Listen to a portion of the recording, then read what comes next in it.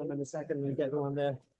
So let him use the computer. Let him just use this computer. Yeah. But you're gonna sit. Yeah, but there's nothing we can do. You can use this computer. Otherwise, they will see also what I'm doing there in terms of they won't see just the screen. Yeah, I know. What's going on here? Ah, got it. So you just put it in a root folder. There it is. Yeah. But you're gonna sit. He's just gonna ask you to move from one slide to the other, right? Yeah. So he doesn't need it in front of him.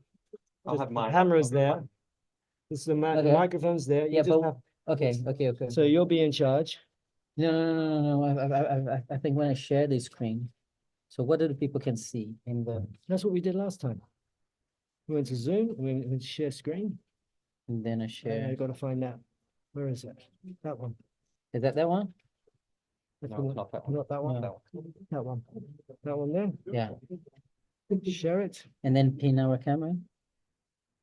Pin the camera, but Yeah, no, it's don't already. when Yeah. the screen share is up there. Yeah. Okay, cool. That's good. We're going Can you put that to presentation on so to speak?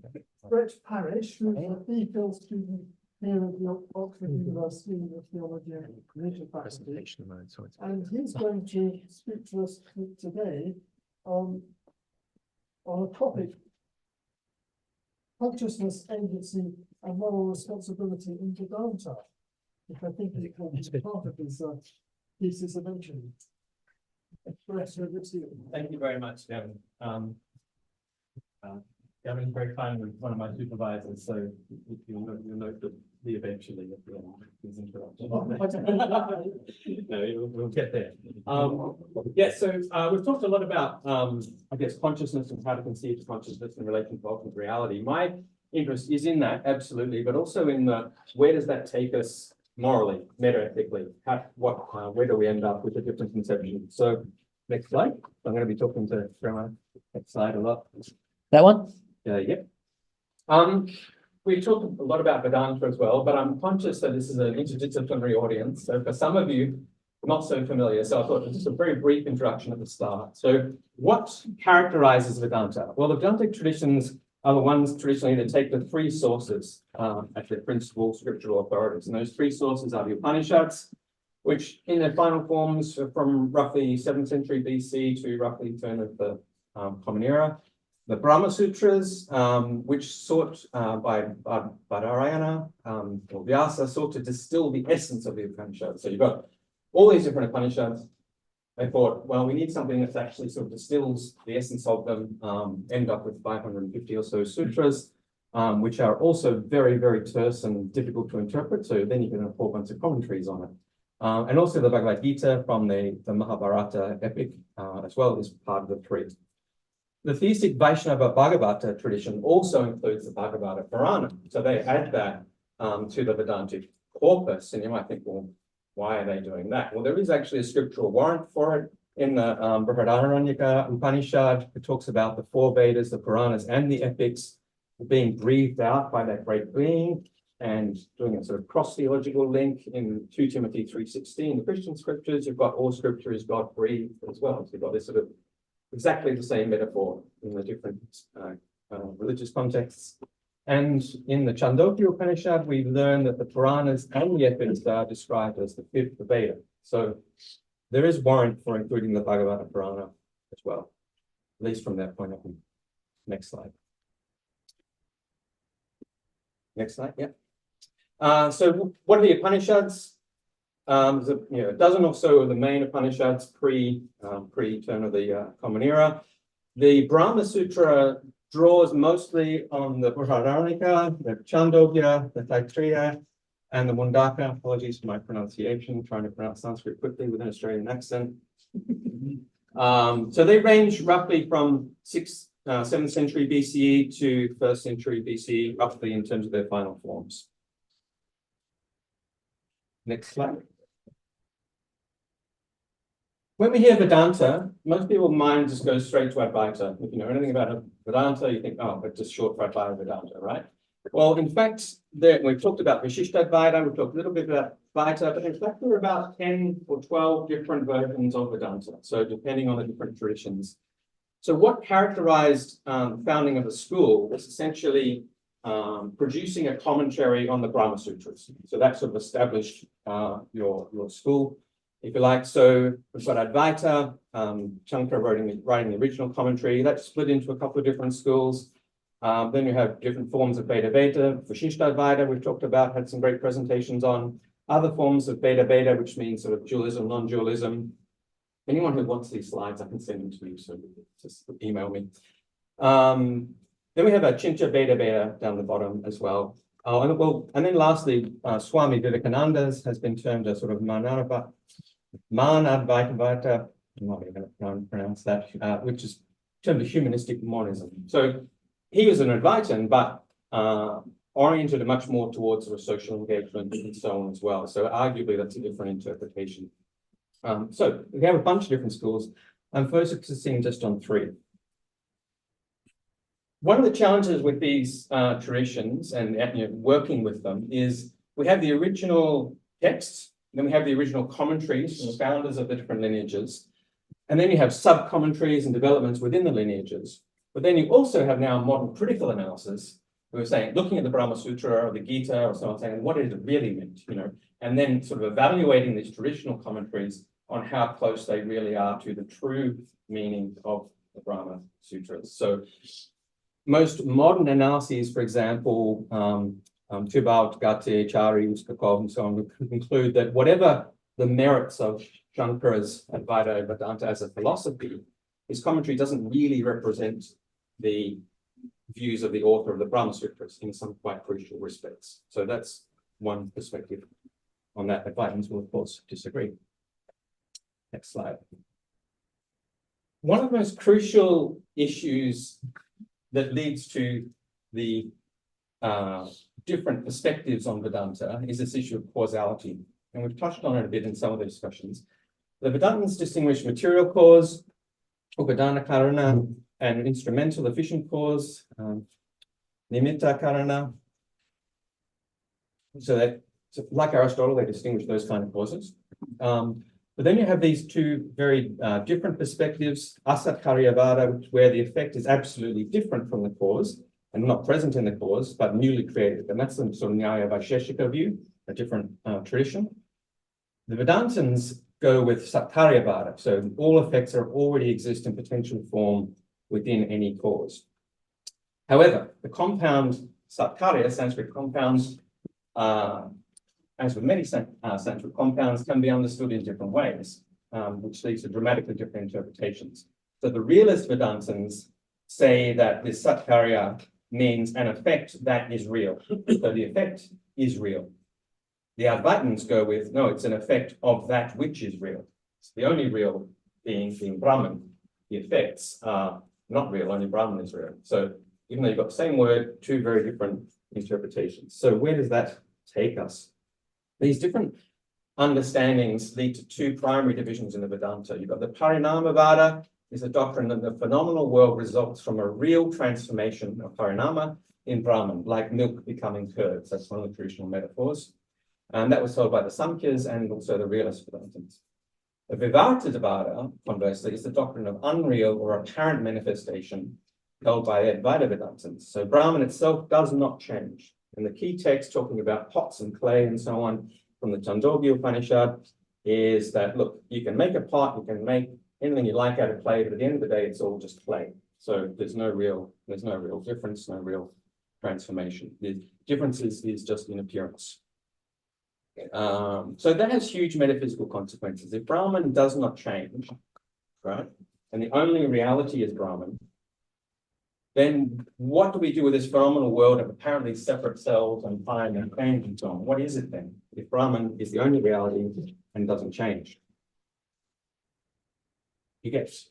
Oh, next slide. Sorry. I'm trying to coordinate. I'm not used to button and nothing happening, so Graham's got to do it. Thank you. So Shankara's Advaita Vedanta takes this Vivartavada into absolute monism. So Brahman is the sole reality, eternal, unchanging, and importantly, inactive. And so therefore, the impassive witness consciousness of the individual human jiva is nothing other than Brahman, conditioned by limiting adjuncts or parties, which are caused by ignorance, avidya. Now, that's not the same as saying that I am Brahman, like me with my body, mind, thoughts, actions, and so on.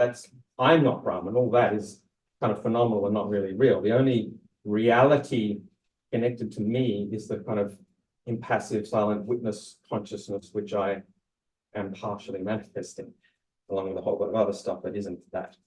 So the appearance of difference is a false or mithya superposition of an illusory world onto the real Brahman, like in the classic metaphor, mistaking a rope for a snake, but correct knowledge removes that ignorance and illusion. That illusion, maya, is a very crucial word as well.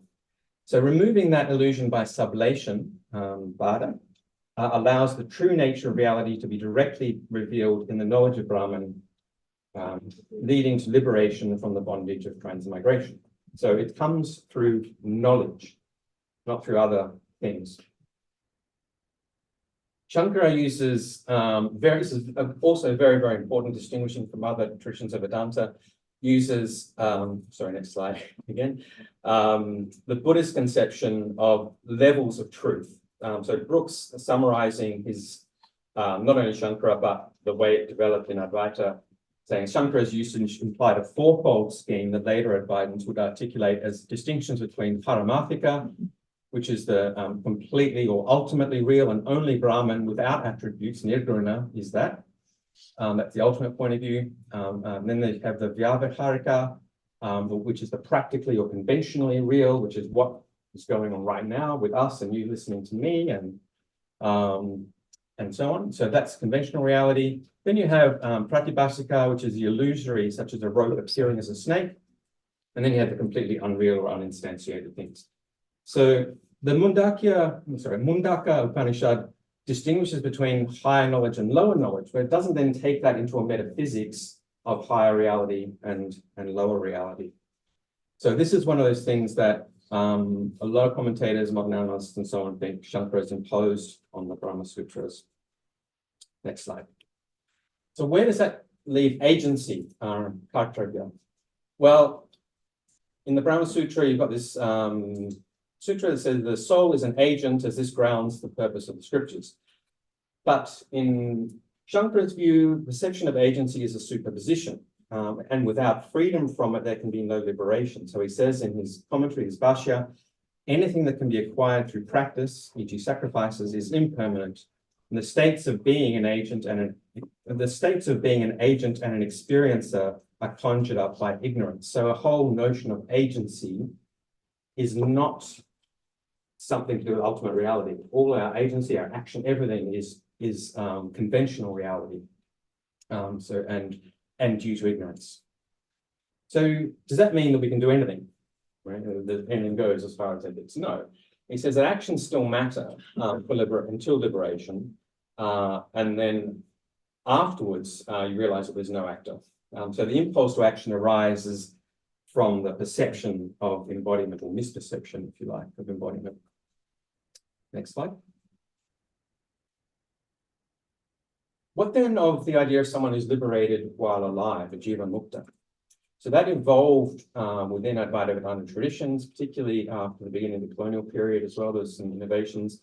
Modern neo-Advaita writers like Swami Vivekananda and Radhakrishnan and many others presented a view of the jiva mukta that differs quite a lot from traditional Advaita, as articulated by Shankara. So traditional Advaita teaching on the jiva mukta held that liberation while alive was possible, but it led to pretty much a lack of concern with the world and a spirituality of disengagement, because Brahman is impassive and inactive.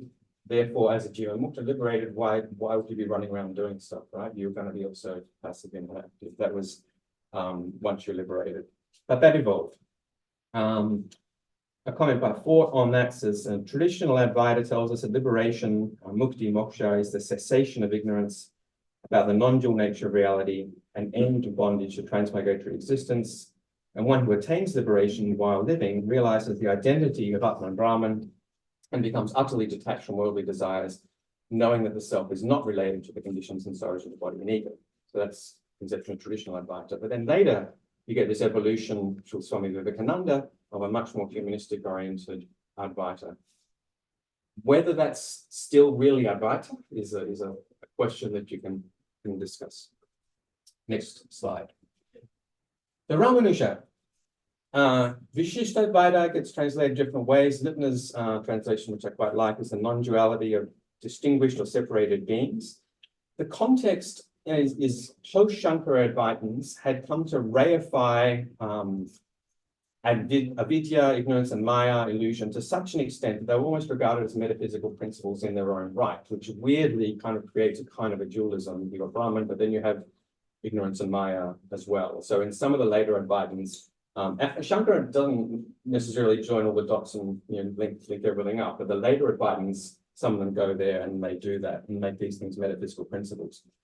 The universe of all finite consciousness and non-conscious entities, including all human souls, constitute the body, sharira, of God Brahman, who is the embodied agent. This is Ramanuja's conception. Any substance, dravya, which a sentient soul controls and supports completely for its own purpose and is in a subordinate relation to the soul, is the body, sharira, of that soul. So substance, Ramanuja's view is monist in the sense that there is only one substance, which is Brahman, but differentiates with regard to other properties. I'm going to talk a little bit more about that later. So Brahman uses the language of an inner controller, and it comes from one of the Upanishads. So for him, Brahman is Ishvara, which is Vishnu for him. The individual soul, next slide. The individual self, jiva, is a part, amsha, we spoke about that in the previous talk, of Brahman, Ishvara, and is part of the body, sharira, of Brahman, who is their inner controller. And not in the deterministic sense, in the sense of controlling, but in an enabling, enlivening, permitting sense. So we really are active agents, and responsibility for the initial volition is the soul's. The supreme Brahman is the inner self of the individual soul, which forms its body. So one substance with Brahman, but almost like different loci of consciousness, if you like, even like the enlivenedness of our consciousness comes from Brahman, but not in a controlling, directive, deterministic sense. In another one of his texts, Ramanuja described the relationship between Brahman and the world in terms of three primary relationships. You've got the support and the thing supported, the controller and the thing controlled, and the accessory and the principle. So he uses a number of different metaphors. The thing supported, the body, is wholly dependent on the support, i.e. the embodied self, and is incapable of separate realization. So there's still not a complete separateness. Elsewhere, he explains the body can be said to be a mode of the embodied self and also cannot be realized separately from the mode possessor. Ramanuja challenges fundamental metaphysical links made by the Advaitins and some Buddhists, as in like Nagarjuna, between existence and immutability, so unchangeability, and existence and independence. So there's this idea that something's not real unless it does not change and is completely independent.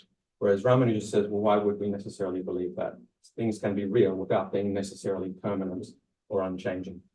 He gave a prominent place to the will of Brahman as something consciously and actively intended, not as something merely passive like milk naturally becoming curds. Last one on Vishishtadvaita. A further important dimension of his non-dual understanding of agency is that while affirming the reality of human agency, he also contends that that agency should be surrendered to the Supreme Person, God, just like Arjuna's desireless action in the Bhagavad Gita. That's in order to align the will, the human will, with that of God as the controller. Control is perhaps not such a great word, but you get what I mean. Another tradition, this is the last tradition, but then I'll go into some other things. All right. Is Baladeva's Achintya Veda Vedānta. So the context for that is the Gaudiya Vaishnava tradition, deriving from Chaitanya Mahaprabhu, who lived a couple of 200-300 years earlier than Baladeva, and then Santana Goswami, Rupa Goswami, and Jiva Goswami. So there's a bunch of Goswamis writing a lot about this tradition. Baladeva, though, was the first to write a commentary for the tradition on the Brahma Sutra. So sort of locating it more firmly in the Vedantic stream. And as I said earlier, a core text for this tradition, in addition to the Upanishads, Brahma Sutras, and the Gita, is the Bhagavata Purana. So he draws very heavily on that. For this tradition, Krishna is worshipped as the Supreme Lord. The relationship to Madhva's dualist Vaita system is quite controversial. Baladeva saw himself as part of that lineage, but his system actually differs from Madhva's in some quite important respects as well. So that's why they're distinguished. Core beliefs for this tradition is that Brahma is Ishvara, God, is Sri Krishna, is the Bhagavan Purushottama, Supreme Person. So Brahman is God, is Krishna. God is both transcendent and immanent, so the material cause and efficient cause of the universe. The universe of souls and matter is real and eternally distinct from Krishna, yet God is present in each soul, Atman, pervading and sustaining it. The individual soul is an atomic individual consciousness and an agent. The precise relationships between Krishna and souls and the world is achintya, inconceivable. So he doesn't try to cut the Gordian knot of how precisely that relationship works. He said, look, this is very complex. We're talking about God. Don't quite understand entirely how it all works, but it's there. Bhakti, devotion, is the only means of ultimate liberation and includes devoted service, ethical behavior, and reflecting on the goodness of God. Very interestingly, this is what I find very interesting about this tradition. He talks about 5 kinds of liberation and says, don't accept them. So he distinguishes, he talks about the liberation that you find in Advaita, other forms of liberation found in other traditions. He says, devotees do not accept the 5 types of liberation, living in the same realm as me, having the same opulence as me, living in my association, having the same form as me, or undifferentiated oneness with me, even when these are awarded, if they are devoid of my service. What he means is, why would you take a form of liberation that is just passive witness consciousness if the alternative is internal rapturous relationship with God? So he's making that distinction between these different kinds of liberation. He's not denying that they can occur, but he's saying they don't compare to the possibility of an eternal blissful relationship with Krishna. I'll just read this out. There's quite a good quote to summarize. This is from Edwin Bryant's book on the Bhagavata Purana. It says, there's different transcendent levels to the ultimate truth. The Atman may be the ultimate essence of the individual beyond the categories of body and mind, but Ishvara is higher, is a still higher truth beyond the Atman. Realizing this, the Bhakta, the devotee, redirects consciousness to Ishvara rather than striving to direct it to his own inherent nature of objectless consciousness. This, in essence, is Bhakti Yoga. While some can indeed attain the Atman, also known as Purusha, through yogic virtuosity and meditational prowess based on personal willpower, the attainment of Ishvara, a higher and supreme Atman, an entrance into Ishvara's divine transcendent realm of Vaikuntha, the personal abode of Vishnu, the kingdom of God, is attainable only, but easily, by Bhakti. So it's a very different conception of what is possible for the devotee. Next slide. Changing gears. When I think about these things, step back, I didn't think about them a little bit more broadly. Absolutely. Any time, like, through. I'll be more confident. I'm going to stop at 5 past. Okay, right. All right. Okay, cool. All right, I won't be too. This is a good quote from Schaeffer. It says, there's many monisms, and what they share is that they attribute oneness. Where they differ is in what they attribute oneness to, the target, and how they count the unit. So strictly speaking, there's only monism relative to a target and a unit. So next slide. So we can think of possible targets. I won't go through all this in detail, but categories can include substance, quantity, quality, relation, place, state, and so on from Aristotle or Vaisheshikas, substance, quality, action, motion, commonality. There's a bunch of categories that we could think about. For Vedanta, the categories we've been talking about all day are Brahman, Jiva, and Loka, the phenomenal world. So Brahman, the individual self, and the phenomenal world. But there's also things like consciousness, volition, agency, spatial extent, power, knowledge, goodness, all these things as well. And what I'm going to contend is that images and metaphors of non-dualism can very strongly influence our philosophy. Next slide. So just a little cartoon. This is like, imagine like a blob of something slowly pulling apart and differentiating. Now, if we're thinking in terms of monistic terms, we've got one target, the perimeter. Every single one of those circles, up until the very last one on the bottom right, has a single perimeter. But you can see like that bottom center one is obviously different from the top left one. So even though single center is monistic in that sense of a single perimeter, there's still something going on in enabling differentiation. So polarity can emerge even within a monistic framework, depending on the target. This is another version. Here, we've taken that bottom center one. We've got polarity in the perimeter, but with no other distinctions, top left. Top right, we've got polarity in the perimeter and duality in texture. So you've got different things. So we've introduced a different category. We've got perimeter and texture now. It's two categories. Bottom left, we've got monism with polarity in perimeter and duality in shape. So again, two categories. Bottom right, though, we've got three categories. We've got monism with polarity in terms of the perimeter. So it's a single perimeter, but we've got dualities in shape and texture. So depending on what categories we're looking at, we can say it's monist. Is this a non-dual? Is this a monistic thing? Is it a non-dual thing? Depends what category we're talking about. Next slide. So it's possible to line up these traditions on a sort of dualism, non-dualism, monism spectrum. Vishishtadvaita, for example, I've put it under non-dualism. Why? Well, in substance terms, everything's Brahman. So you think, well, it should be, that's monist, surely. And yes, you can argue for being monist. But there's a bunch of other aspects of Vishishtadvaita in terms of loci of individual consciousnesses and so on, which are real, which saying, well, there's more going on. He's working with more categories than just the substance of consciousness, which perhaps suggests it's a form of non-dualism. Next slide. I'm going to skip that because that's a bunch of, if we want to come back to it, there's analogies with the Latin debates as well in medieval theology about these things. Conclusions. The Vedantic interpretations can vary widely, but at their core, they center on the questions of who or what is Brahman, God with qualities or the reality that transcends even God. In what sense is the human soul related to Brahman? There's been a very strong tradition in Advaita since Shankara of viewing Ishvara with qualities and Jiva's souls with a distinctive identity as being merely conventional reality that you need to transcend to get to the pure knowledge of Brahman.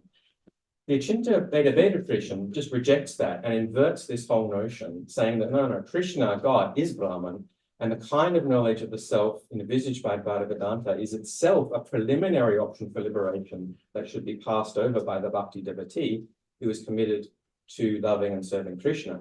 So the highest state of consciousness, in inverted commas, in that view, is not a passive, inactive, contentless awareness, but a rapturous, eternal relationship with God, who is the source of all love and goodness and the ultimate ground for meta-ethical moral realism. In terms of, next slide, this is the last one, I think. There's no next one. Doesn't go further than that. To be quiet, but I'm going to, I just want to, so in terms of agency and moral No, it did. responsibility- It did. It was my keyboard. Meta-ethically, I'd characterize both the Vishishtadvaita and the Achinta Vedānta as forms of non-natural moral realism grounded in the goodness and love of God. And in terms of their normative ethics, they are ontological, given the commands and desires of God and the goal of cultivating that relationship. Advaita, I think, presents a conundrum because it's operating at these two different levels of reality. Meta-ethically, it's not a simple fictionalism. So fictionalism is where we use some moral language merely for pragmatic purposes, knowing it to be literally false or meaningless, like with characters in a play.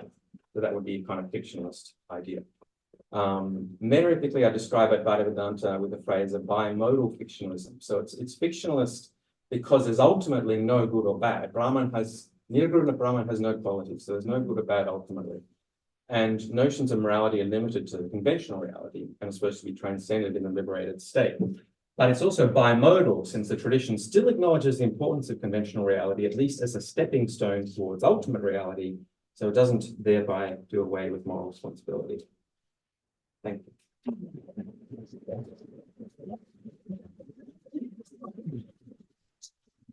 Thank you, that's great. Well, we've got 10 minutes for questions. So one there, one there, one there.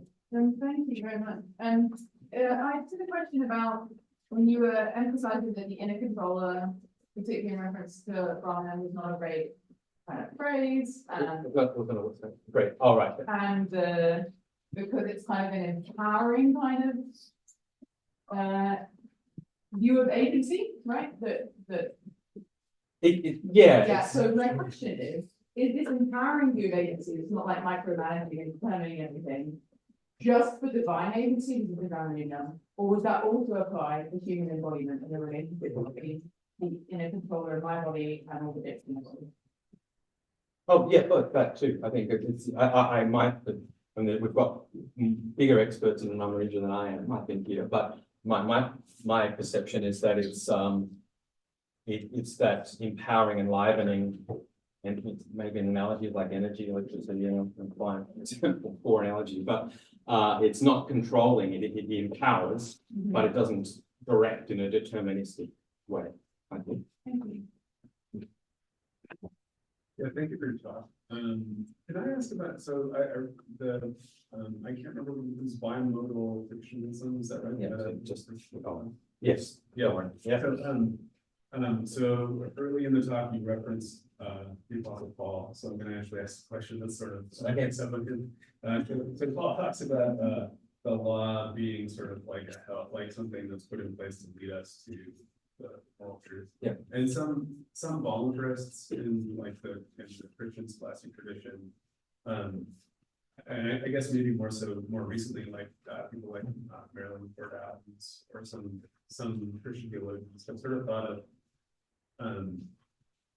God sort of taking the ethical systems that we developed and the normative ideas and like using them to mend something that is kind of provisionally real, to like God sort of uses them provisionally to teach us lessons that to ultimately lead us to some kind of deeper truth.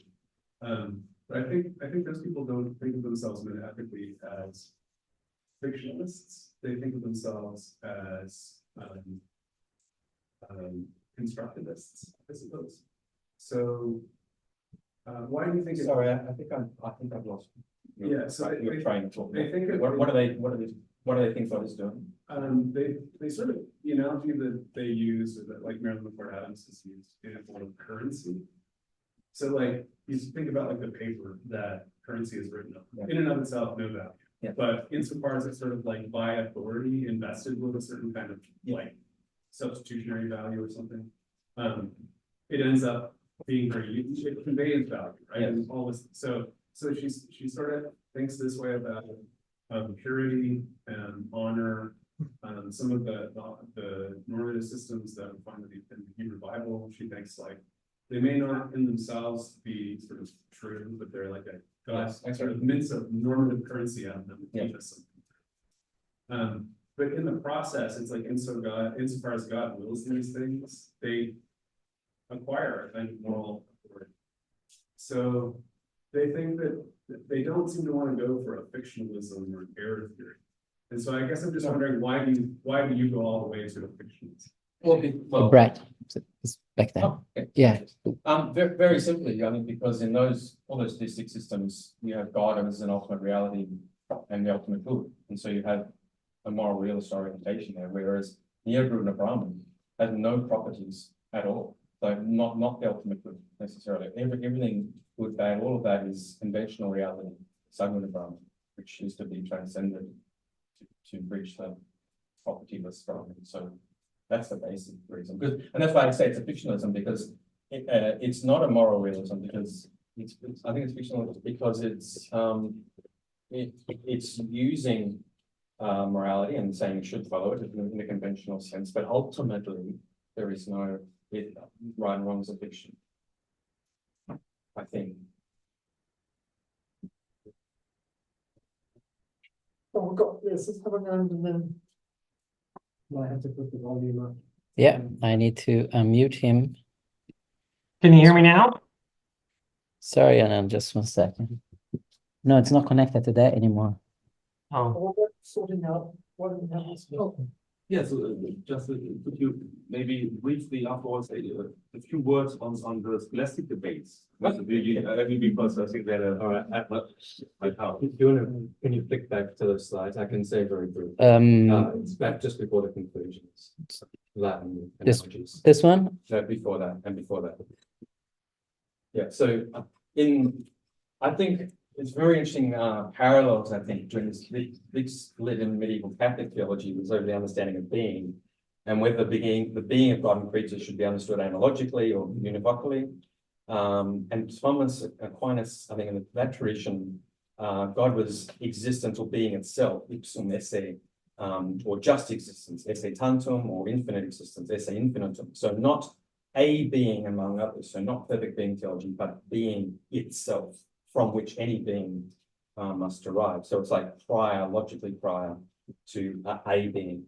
Don Scotus and the later Scotists held the being was to be understood univocally. So God was an infinite being, hence infinitum. So it's quite a different idea. And I think it's arguably a sense in which both Christian, next slide, classical theism with its notion of absolute simplicity and Advaita Vedānta focusing on Brahman without qualities, Nirguna Brahman, sort of seek to penetrate to the very essence of ultimate reality. But then this simplicity without qualities and so on, ipsum esse, it ends up with a bunch of qualities, right? So you've got being itself, or ground of being, has property self-existence, independence, aseity, eternal understood as timelessness, immutability, absolute simplicity, impassibility, essence identical with existence and attributes, no real relations and so on, only able to be spoken of apophatically. So you've got a whole lot of positive assertions about the supposedly qualitiness Nirguna Brahman, right? Or the Bhagavata traditions and theistic personalist traditions reject that characterization and say that the heart of reality is the living God, Brahman with qualities, who's the source of all qualities. And Nirguna Brahman rather refers to the lack of limiting or bad qualities, not having no qualities whatsoever. So that they say there's just no penetrating into the essence of what Meister called the Godhead. So, thank you. Anand, the last question. Yeah, let me just get to him. You're on the Can you hear me? If I can, Just read it. Yeah, what does it say? here. Oh, sorry, Can you it's hear not. There is a Can you read it? stop sharing. Just 1 second. So I'll have to read his in Ramanuja's view, that Brahman provides the power upon which the individual can choose. So Brahman enables the choice without determining the choice. Am I understanding it correctly? That's my understanding, but I'm happy to be corrected by an expert on Ramanuja. I don't think Vishishtadvaita is deterministic. It's not like Parker Calvinist or anything. Anything like that. It's yeah, that's my understanding. Great. Well, great. Thank you so much.